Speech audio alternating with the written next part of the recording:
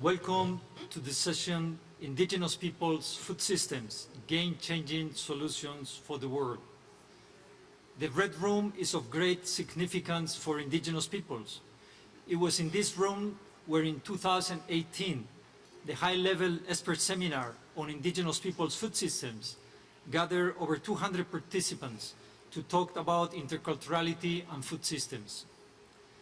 It was also in this very same room where in 2020, the member countries endorsed the creation of the Global Hub on Indigenous Peoples' food systems, starting a process of co-creation of knowledge that could provide evidence to policymakers and respecting Indigenous peoples as knowledge holders.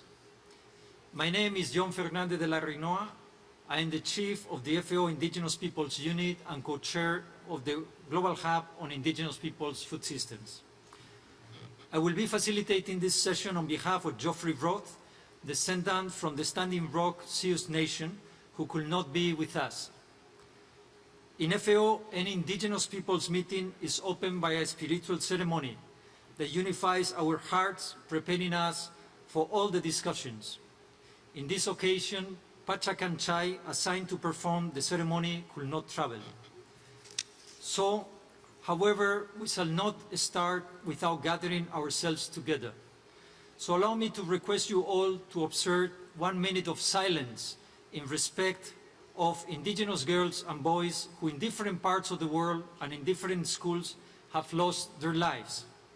I invite those who so wish to join us in respect of their memories by standing up 1 minute.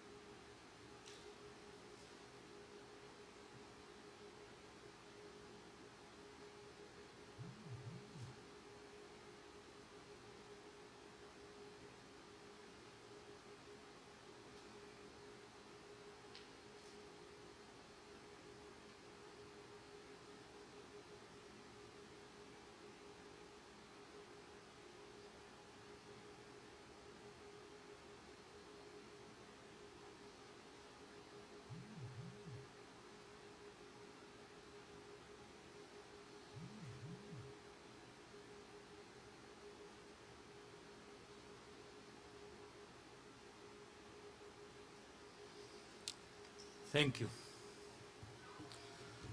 Whatever the outcome of this summit will be, let us all make sure that never ever again in humankind, children lose their lives while attending schools. This is not acceptable at any time, and much less in the 21st century. We do have a packed agenda ahead of us. Each of you will be only given 3 minutes to speak, and I'm afraid that in the spirit of respect for all the speakers, I will have to cut you short. Apologizing to you all for most likely interrupting you, I would like to pass the floor to Anne Noergen, Chair of the UN Permanent Forum on Indigenous Issues. Thank you, John. Distinguished Excellencies, ladies and gentlemen, Indigenous sisters and brothers around the world. Good afternoon, Wereak baby. It is an honor to speak with all you today. Welcome to the Indigenous Peoples session of the Pre-Summit, Indigenous Peoples Food Systems, Game-Changing Solutions for the World. We are here because we very much want to support and contribute to this process. The world needs a food system summit. We all have heard the statistics about the massive waste, environmental destruction, conflicts, and human rights abuses, the obesity, the malnutrition, the ever-growing numbers of people who are food insecure. The globally dominant food systems are so broken, so harmful, that it would be very difficult to imagine how they could be worse. And those who profit off of these systems are so wealthy and so powerful that it is difficult to imagine how we are going to be able to transform them.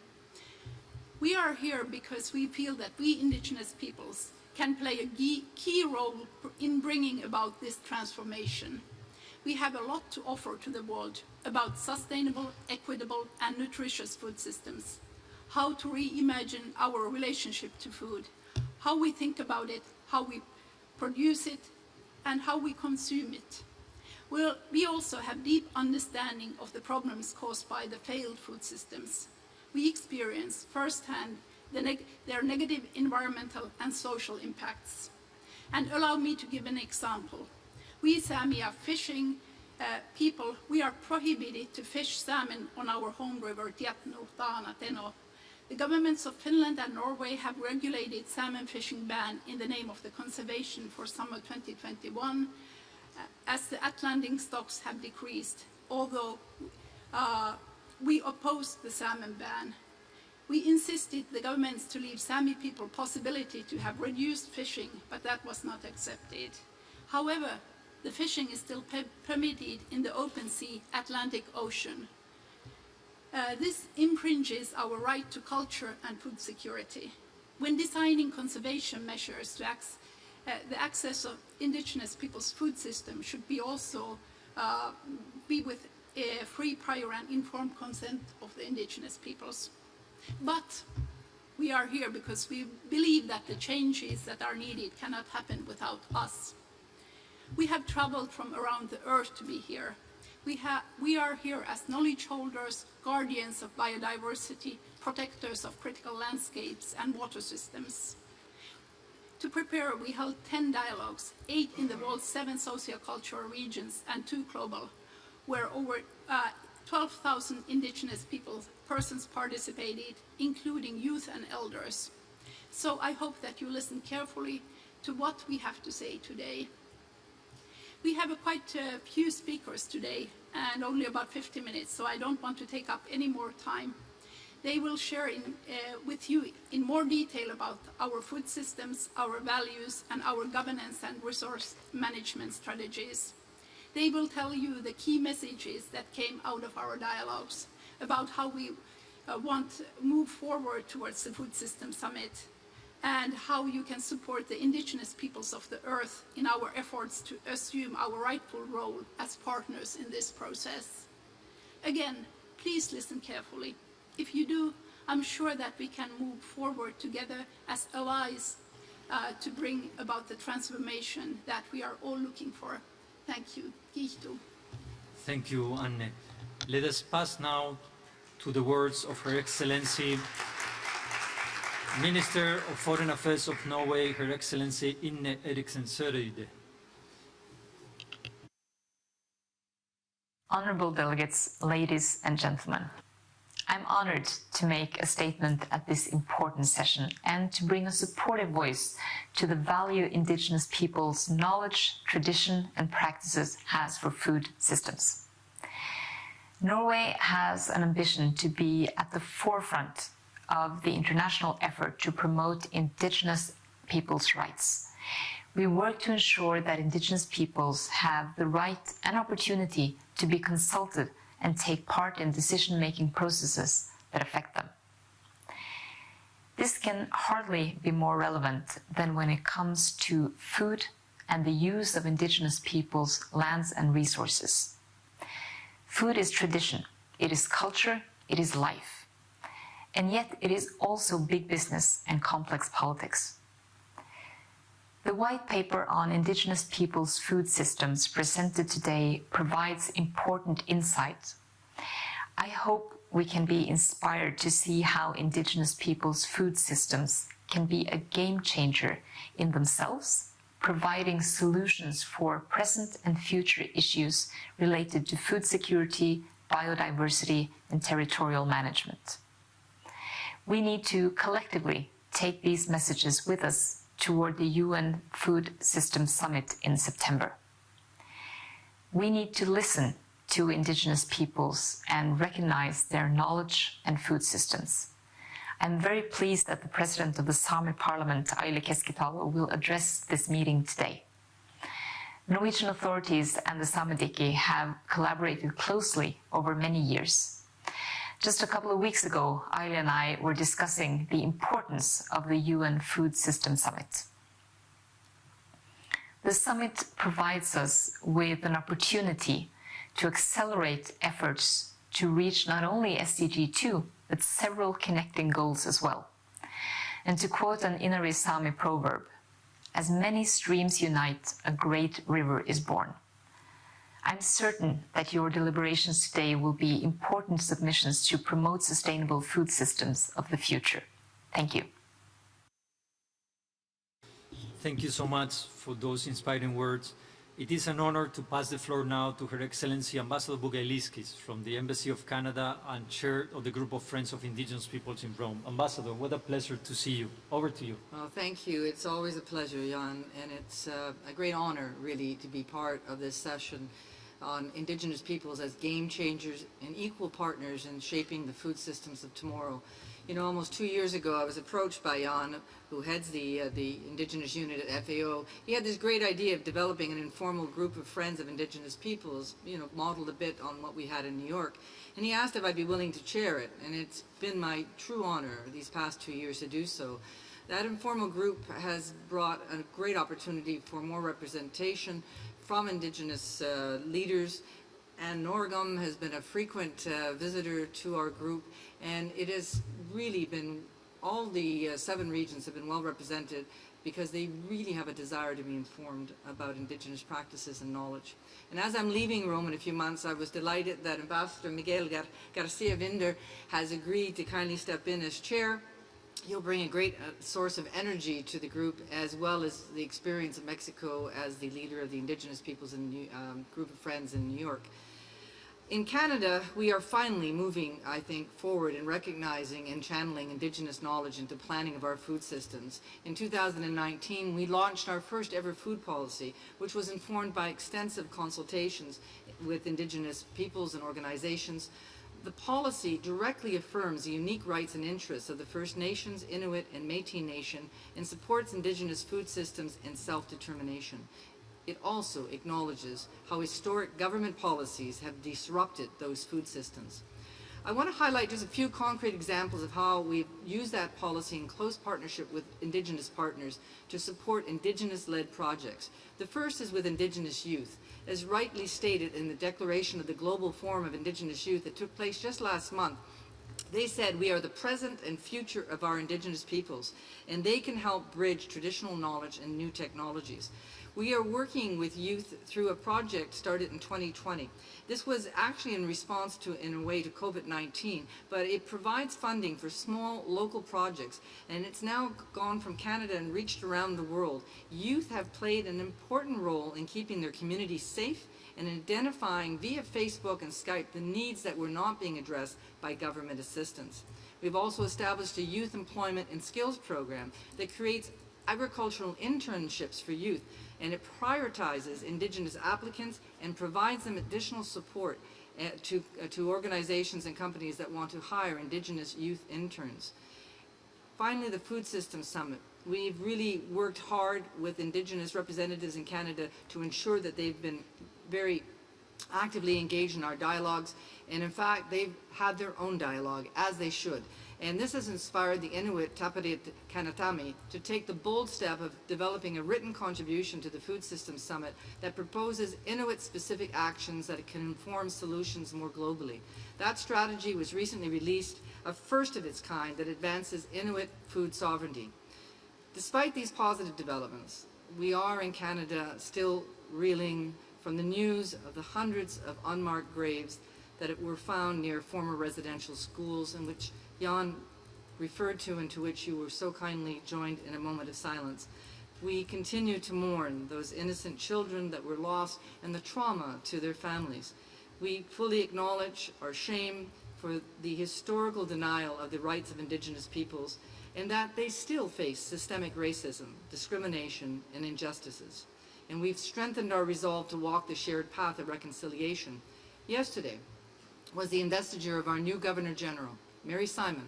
Her Inuit name is, I won't get it right, Ninguya Kudluk, and she is the first Canadian of Indigenous origin to serve as head of state.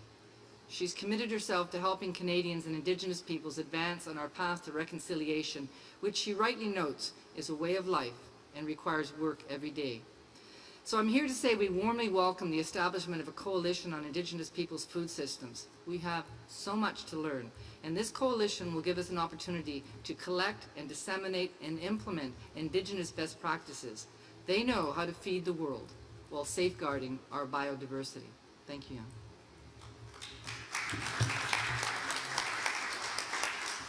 Thank you, Ambassador, and rest assured that wherever you will go, you will always have a group of friends here for you in Rome and Indigenous people. Thank you for all the leadership you have given us. Let me pass the floor to His Excellency Ambassador Miguel Garcia Winder from the Embassy of Mexico and next chair of the Group of Friends of Indigenous Peoples. Thank you, John. Excellencies, elders, authorities, members of the indigenous peoples, communities, distinguished panelists and guests. Allow me to start by expressing Mexico's solidarity with all our brothers and sisters that had lost someone to the COVID and due to the recent natural events that have been plaguing the world. Our love and solidarity with you guys. I am delighted to be here, coming from a very pluricultural state. Since we are born, we recognize that we are a mix of cultures with a deep root in indigenous communities. Taking the chair of the group that our friend ambassador from Canada is leading is for me a big challenge. A few seconds ago I said that there were big shoes to fill, but Mexico and myself will try to do the best we can to fill those big shoes that we are leaving. From the group of friends, we will continue working to guarantee that the indigenous people and their food systems are included in the 2021 UN Systems Summit and beyond.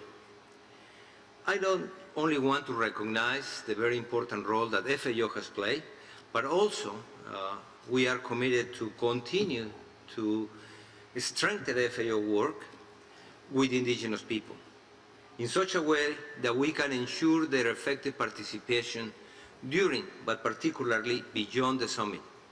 Part of this effort that has been done is presented in the White Huapala paper coordinated by the Global Hub of Indigenous Food Systems. This white paper effectively shows that indigenous people food systems can contribute to the current debates of sustainable food systems, biodiversity conservation, climate change mitigation and adaptation, restoration and resilience.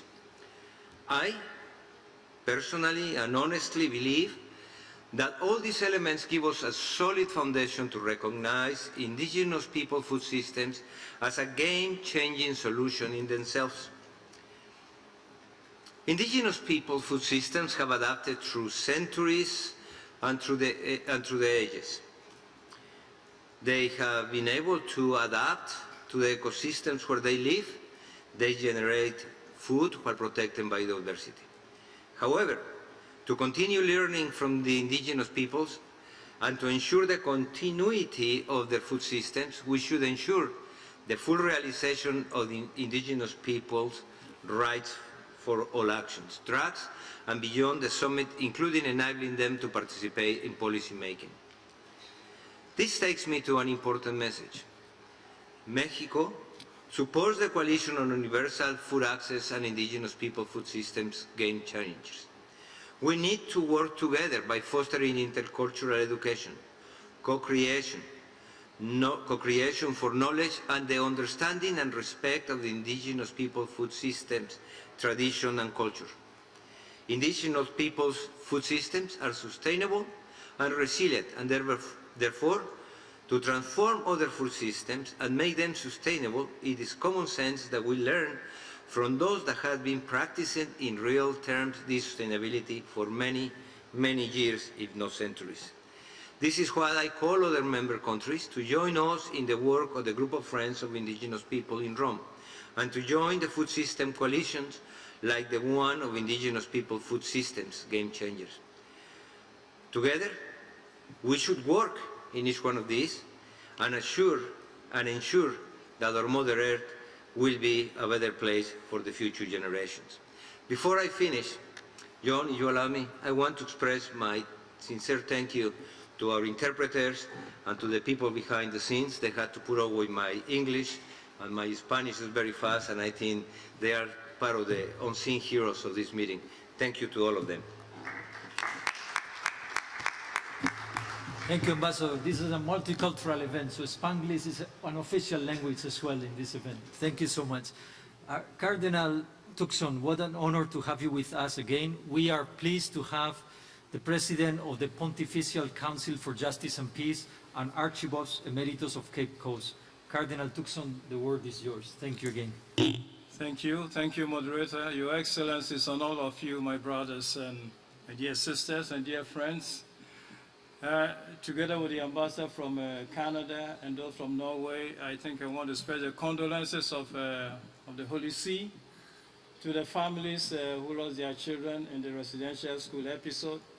There are very many who have also lost their life in the recent disasters related with climate change and flooding, and there are very many who still die from hunger, who are not able to eat.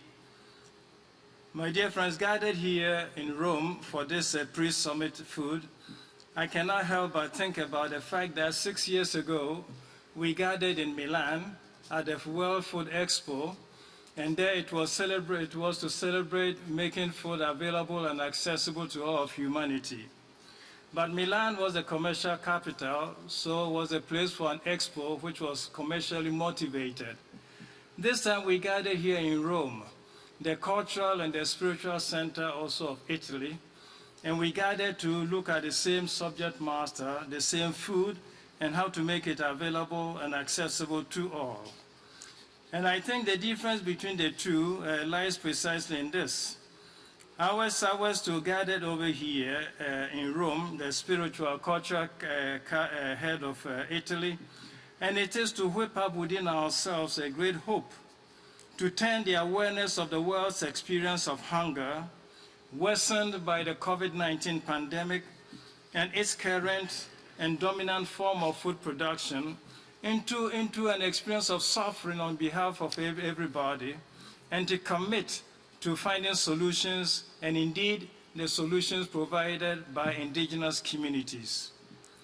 These have lived on lands with domesticated crops and feelings for years, and they have known how to cultivate these crops and make them survive for years on end. With the spread of humanity around the world, arrived new cultures, and new cultures brought new seeds that they sowed. Some of them got intrusive, and some of them needed to be grown in their new habitat with the help of fertilizers, with the help of herbicides, and so on.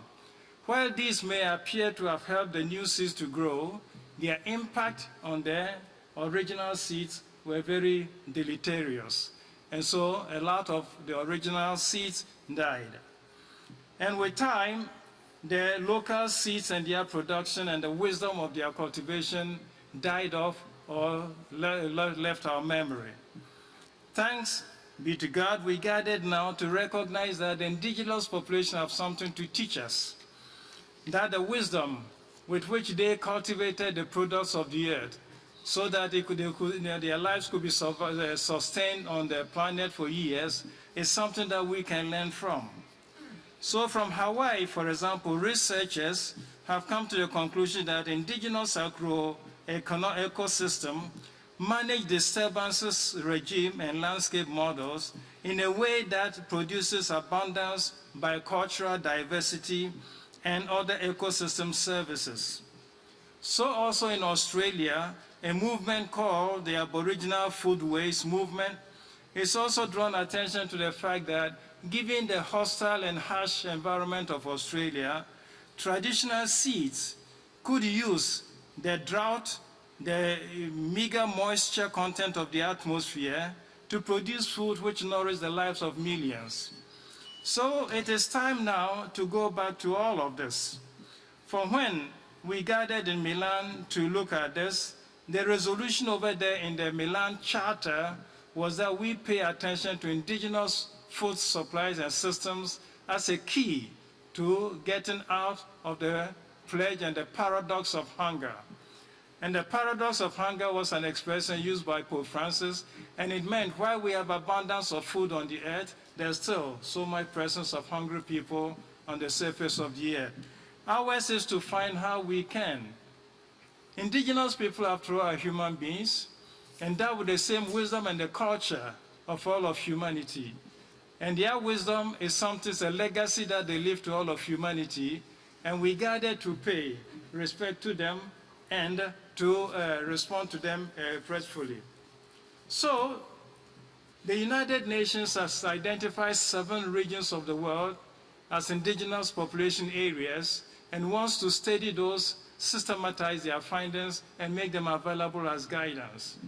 And seeing the fact that 7% of the world's surface is all habited by indigenous population and people, ours, I think, is to be able to go, sometimes in humility to them, and to have them teach us the wisdom of their ways, and how this has helped them survive for years on land which now appear to be barren to modern humanity and modern man.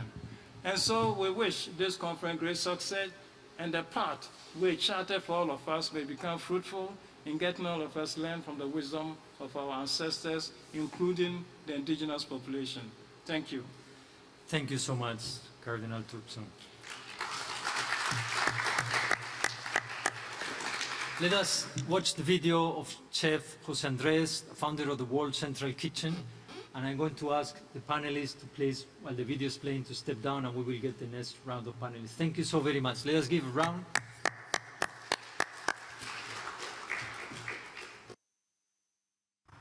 Dear friends, amigas y amigos, food can change the world, but the world also needs to change the way it grows food.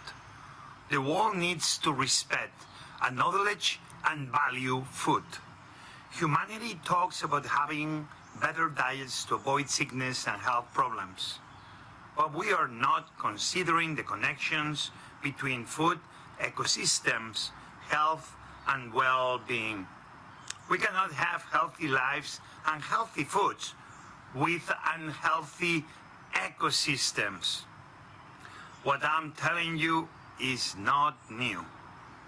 Indigenous peoples, for hundreds of years, have approached food, environment, health, spirituality, culture holistically. Let me explain this. Indigenous peoples are nearly 500 million inhabitants of the world. You may know them as First Nations, pueblos indígenas, aboriginals. Indigenous peoples are true guardians of cultural diversity. There are more than 5,000 different communities and speak more than 4,000 languages. They are not only guardians of cultural diversity, they are the best in preserving and enhancing biodiversity. The Arctic, the Pacific Islands, the Amazons, the forests in Africa, the Himalayas, all these unique and rich biodiversity areas are home for indigenous peoples. 80% of the biodiversity and the best preserved ecosystems in the world are found in their ancestral territories. How do they do that? How have they managed to feed their communities for hundreds of years without depleting the environment? How have they generated food while preserving so much biodiversity?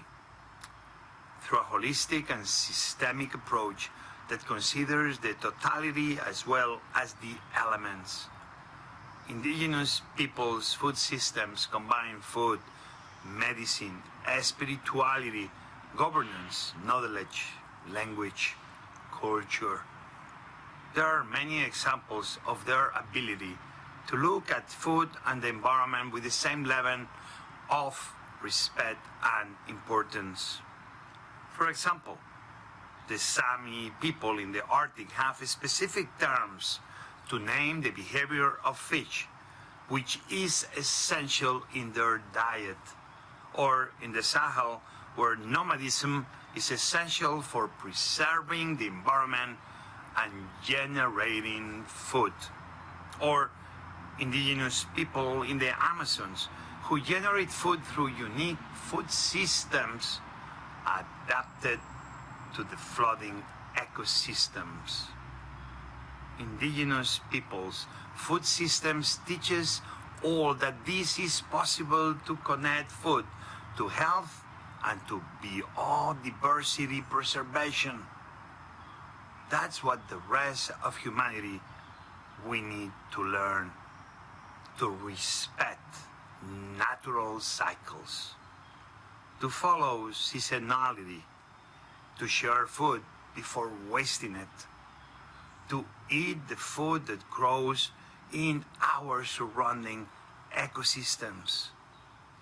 That's how a healthy diet looks like a healthy ecosystem, like a life in harmony with nature. I call on the United Nations, to governments around the world, and to consumers and corporations everywhere to support the preservation of indigenous peoples' ancestral food systems. And I make a special call to every one of my chef colleagues to make a transition towards sustainable food systems that respect the environment and to support and preserve indigenous peoples' food systems. Together, we can make it happen. Tell me what you eat and I will tell you who you are, Riyad Savaran said in 1826. He also said, the future of the nations will depend in how they feed themselves. Let's listen to the indigenous people. Let's join their movement. Let's help them help us preserve our land, preserve our earth. Thank you very much. Muchas gracias. Thank you, Chef José Andrés. Let us pass straight away the floor to Janini Jassi from the Sustainable Development Program Coordinator and co-convener of the Indigenous Peoples Major Group for Sustainable Development from the International Indian Treaty Council. The floor is yours, Janini.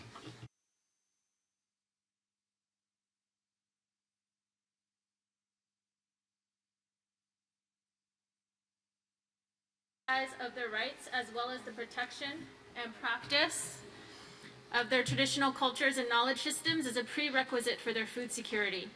The Declaration of Atitlan, adopted 19 years ago by consensus at the first Indigenous Peoples Global Consultation on the Right to Food, co-sponsored by the International Indian Treaty Council and UNFSS in April of 2002, affirmed that the content of the right to food of Indigenous peoples is a collective right based on our special spiritual relationships with Mother Earth, our lands and territories, environment, and natural resources that provide our traditional nutrition, emphasizing that the denial of the right to food for Indigenous peoples not only denies us our physical survival, but also denies us our social organization, our cultures, traditions, languages, spirituality, sovereignty, and total identity. It is a denial of our collective Indigenous resistance. 19 years ago, but that position has not changed. Over the last few days, we have heard strong statements across different panels and presentations in support of Indigenous-led solutions. Yet the lack of a clear mechanism for Indigenous peoples, especially Indigenous traditional food producers and knowledge holders, to have input in the organizing the UN Food Systems Summit to ensure that its outcomes will be meaningful and effective remains a major concern expressed by IITC and other Indigenous organizations. For these reasons, IITC has joined a number of other organizations, coalitions, human rights experts, and food sovereignty advocates in expressing concerns regarding what has been termed the corporate capture of the UN food systems bodies and processes. Indigenous peoples remember that it is the collaboration between state and private actors in the process of colonizations of our lands, territories, and resources that have allowed unsustainable food systems to violently replace our traditional food practices. IITC agreed to organize a global consultation called Ensuring the Resiliency of Indigenous Peoples' Food Systems so that the views of Indigenous peoples could be heard in this process. with the intention to ensure that the summit's outcomes and final commitments will include recommendations directly from those Indigenous food producers, practitioners, and knowledge holders.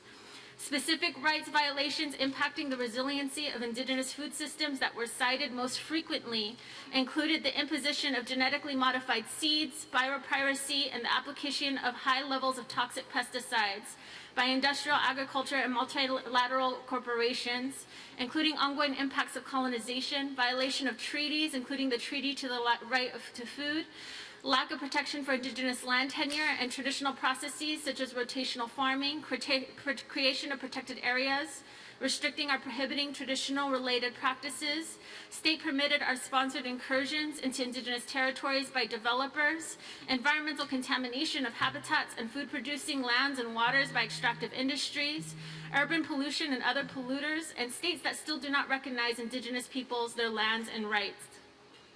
Indigenous food producers underscored the essential importance of the many rights affirmed in the UN Declaration of the Rights of Indigenous Peoples for the full exercise of their right to the food and the resilience of their food systems.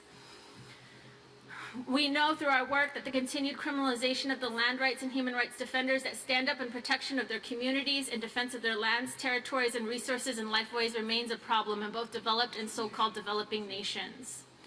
We have heard repeatedly over the course of the summit that we must transform our food systems, but Indigenous peoples don't need to transform our food systems. We need to be allowed, resourced, and financed and supported to continue our ways of life and develop Indigenous-led solutions for sustainable and regenerative agriculture, livestock, fishing, hunting, and mariculture practices.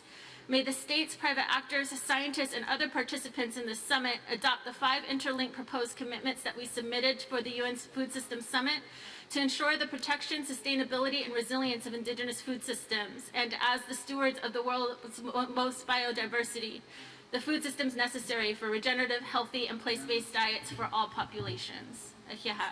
Thank you, Janine. Thank you so much. Let us pass now the floor to Miriana Stevens, the director of the Wakaku Incorporation. The floor is yours, Miriana. Help us with 2 minutes. We are really behind schedule. Inga mana, inga reo, inga maunga whakaki tēnā koutou katoa. Hello everyone, I acknowledge those who have gone before us, you all here today, and those still to come. Since the first days of contact that my ancestors had with English and European settlers coming into our region, our people have fed, housed and traded with them to ensure their survival and well-being. We were the original provedores of the region, securing and providing food to our families and to the world. We had quickly recognised the value of partnership with settlers, and for a short time, we prospered. That prosperity, however, was stymied when the Crown and the New Zealand Company conspired to satisfy an insatiable hunger for land. To do this, our families had to be removed from the equation and from their homes. And after more than 120 years, we regained the control of the remnants of our lands. And since that time, we have reconnected and replenish the mauri, the life force of our tūranga waiwai, our home, the place where we feel connected and where we feel empowered. Our purpose at Wakatu is to preserve and enhance our taonga, our legacy, for the benefit of future and current generations.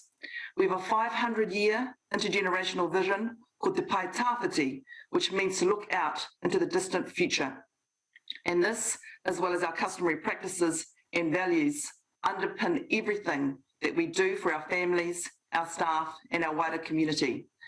We are the largest private landowners in the top of the South Island. We are exporters to over 35 countries around the world in food and beverage, and our priorities are whenua order to ensure the well-being of our land and our water, and tangata order to ensure the well-being of our people. We have an active strategy to reconnect our families back to their land and to their water through tikanga-led customary practices, education programs, gardening and growing of food, nutrition, as well as our policy and legal framework to ensure the best practice for the protection of our customary practices and knowledge systems and our Indigenous organisms, our flora and fauna, and our marine species. In Aotearoa, New Zealand, there is a resurgence of interest in biodiscovery research among the New Zealand science sector and business, with high-value product development aspirations. However, New Zealand has yet to develop a bioprospecting policy. Our country has ratified the UN Convention on Biological Diversity 1992, which was developed at an international level to halt the misappropriation of biodiversity and genetic resources, and which promotes the need for countries to develop an access benefit sharing system, ABS. Our government has committed to a whole of government response to Y262, which was the Waitangi Tribunal claim about the recognition of rights around and control of traditional Māori knowledge, customs, and relationships with the natural environment. The government has yet to provide any analysis or feedback on the contents of that report, nor explored the extent to which Māori accept the findings, even though some of the terminology is finding its way into official documentation. The seminal Waitangi Tribunal 262 report, Ko Aotearoa Tēnei, emphasises the need for Māori to take a lead in protecting and developing Māori cultural and intellectual property. We are setting a precedent in New Zealand as a business and as a family to organise and develop our own ABS framework based on our customary practices and knowledge systems. As an entity, we are no longer willing to accept the stories of government and Western systems that have defined and redefined the stories and the places that we occupy. We've decided that it's time and just to reframe our stories that express power of a different truth. Stories that reflect the hope of our families, grounded in our founding document, Te Tiriti o Waitangi, that offers the chance to enhance inclusiveness, equity, and aroha, love, for everyone who lives here, including our natural world and our food systems, and that can provide a basis for a non-colonising future. Thank you, Mariana. We need to start wrapping up, please. So your last word, please. Yeah. Our legacy will be remembered by the action we took, activating our stories and practices across our communities and delivering on the aspirations that we have laid out so clearly by those who have gone before us. It's time to be tupunopuno, what we say, good ancestors. Kia ora. Kia ora. Kia ora. We are really behind schedule, so I want to pass the floor straight away to Maria Berenice Sánchez Lozada, President of the Assembly of Indigenous Peoples for Food Sovereignty. Berenice, the word is yours, please. Gracias, señor presidente. Thank you, Chairman. Los pueblos indígenas del mundo nos oponemos a ser tratados como partes interesadas y exigimos que los resultados de la cumbre y más allá sean congruentes con la Declaración de la ONU sobre los Derechos de los Pueblos Indígenas. Somos sujetos de derechos colectivos y no partes interesadas. La subsistencia de 476 millones de personas indígenas en el mundo está garantizada por nuestros propios sistemas alimentarios, que han sido marginados y combatidos históricamente por el sistema global de producción de alimentos. Hemos sido colocados en situaciones de vulnerabilidad que solo podrán ser corregidas reconociendo que vinculados a nuestro derecho a la alimentación se encuentran nuestros derechos a la tierra, al territorio, a nuestras formas anticapitalistas de trabajo e intercambio de productos, al agua y las semillas y a nuestros materiales genéticos controlados y administrados bajo nuestras propias formas de gestión territorial, creadas desde nuestro derecho a la autonomía, a la libre determinación y conectadas profundamente con nuestra relación espiritual con nuestra madre tierra y nuestro compromiso con las siguientes generaciones. Por tanto, señor presidente, como un acto de justicia, se debe crear un fondo de acceso directo y manejado por los propios pueblos indígenas, destinado a fortalecer nuestros sistemas alimentarios, economías locales y procesos territoriales comunitarios, reconociendo que constituyen una solución revolucionaria y comprendiendo que nuestros conocimientos y prácticas tradicionales también son ciencia. Debemos abandonar la agricultura industrial que ha gestionado la escasez de alimentos, el hambre y la pobreza, dependiente de combustibles fósiles, de fertilizantes y pesticidas sintéticos que combaten la vida y envenenan el planeta. Necesitamos un sistema revolucionario que debe ser liderado por los conocimientos ancestrales de los pueblos indígenas del mundo.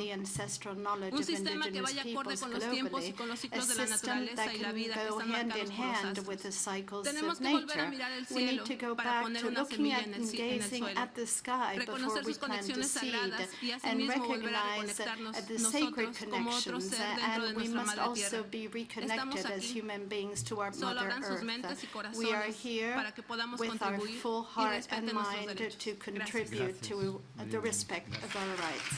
Thank you. I'm going to pass the floor to Dr. Tania Martinez Eyuk Hajai from the Mixed People and from the University of Cambridge. Tania, the floor is yours, please. So, thank you very much.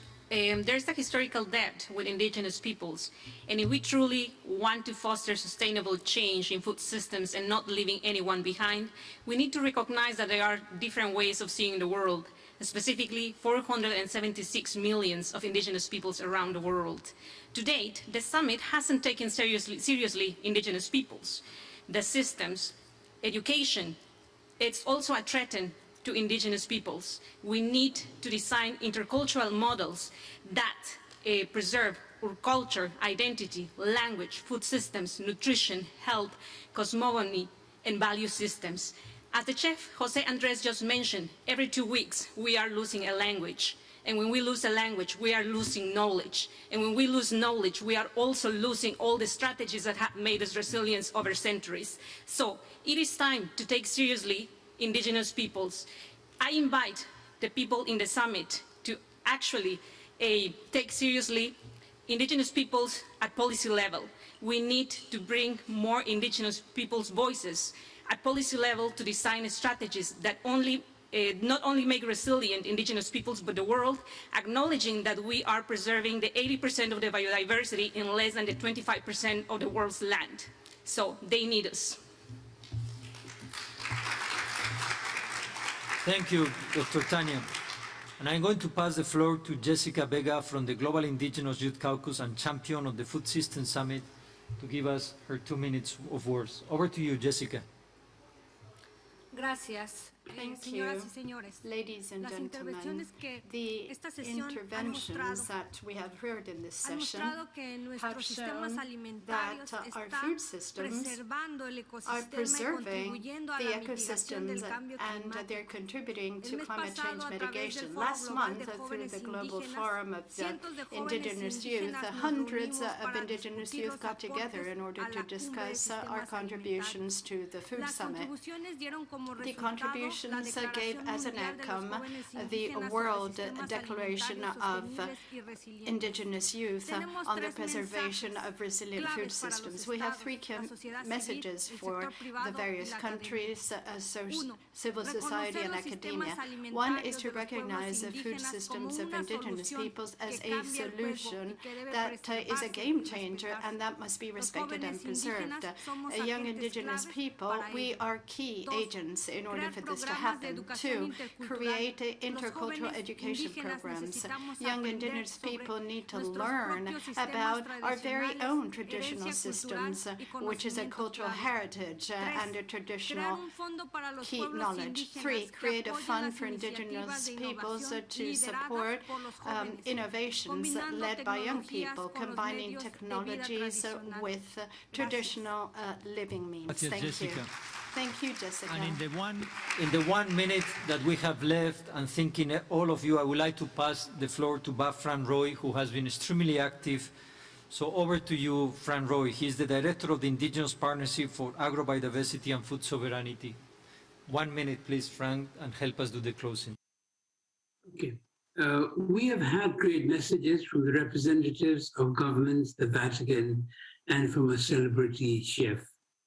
And their supportive voices have strongly endorsed our way of life and the key messages of Anne Organ, the chair of the UN Permanent Forum on Indigenous Issues. The session, we heard also that indigenous food systems are not vulnerable, but they are often put in positions of vulnerability, as the Wepala paper said. And we heard from Tania that how important it is to co-create knowledge to change the world by adopting an intercultural approach in schools and universities. From the perspective of the 470 million indigenous peoples who are custodians of 80% of the biodiversity, we would like to state here and now that we are the game changers.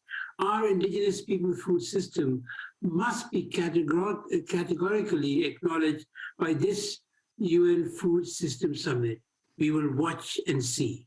Our collective rights to our lands must be protected, and we must be supported to harness traditional ecological knowledge, perhaps with the indigenous trust funds, as someone suggested, to revitalize our indigenous people's food systems and overcome for the world what Pope Francis said, the paradox of hunger and inequality.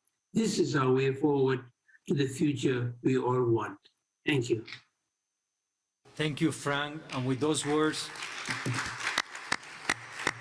we are going to close this session. Before then, I would like to thank those indigenous leaders that have been connecting and couldn't speak today because of the shortage of time.